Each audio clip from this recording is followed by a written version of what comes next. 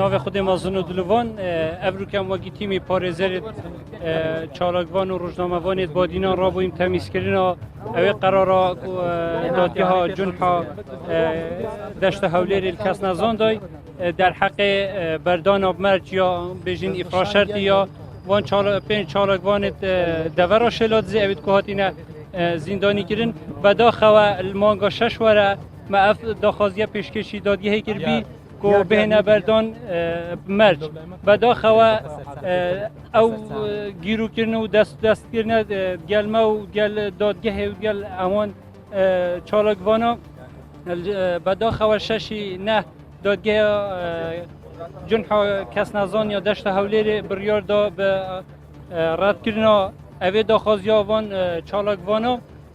و شمولنا کن که افراشتیه بدا خوا جی دادگاه استناد سر قراره که کلیکاو قراره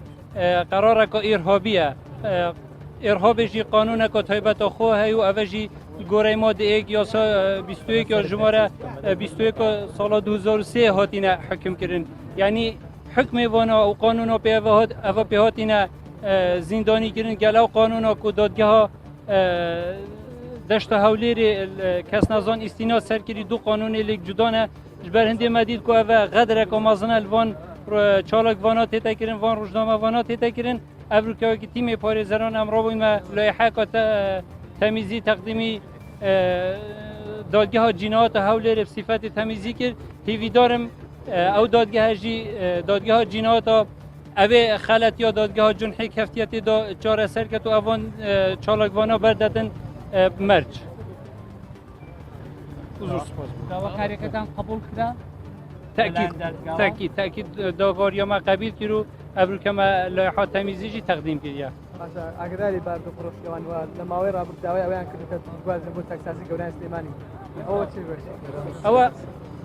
ئەو پێنج چالاکوانی دیتر کە ئەو جی هەرمە داخوازە ئفراشەرتیەوانە کردبوو هەولێرێ بەس پشتی کۆمەدیتی او زندانیان او چالاکوانه داخواست کن بهنه و گاستن بو سلیمانی زندان سلیمانی چون که الویری او گوره اوان دنگو باسو گوتنیتوانا و مافیانا تیتا خارن و تعامله که باش گل نه هیتا کرن بهنده اوان داخواست کرد و اوان وگو هزم بو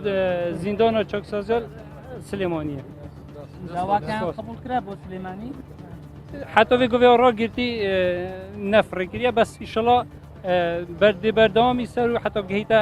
انجام که بینه و گاستن بو سلیمانیه. قانون چند ماوله بردم محکمه بوی او تانی او ورام بداد. اول بردست محکمه چه مدتی که دیار کردنی نه دادگاه خود سرین تخاری دبریاره کردن چه مدتی که دیار کردنی نه.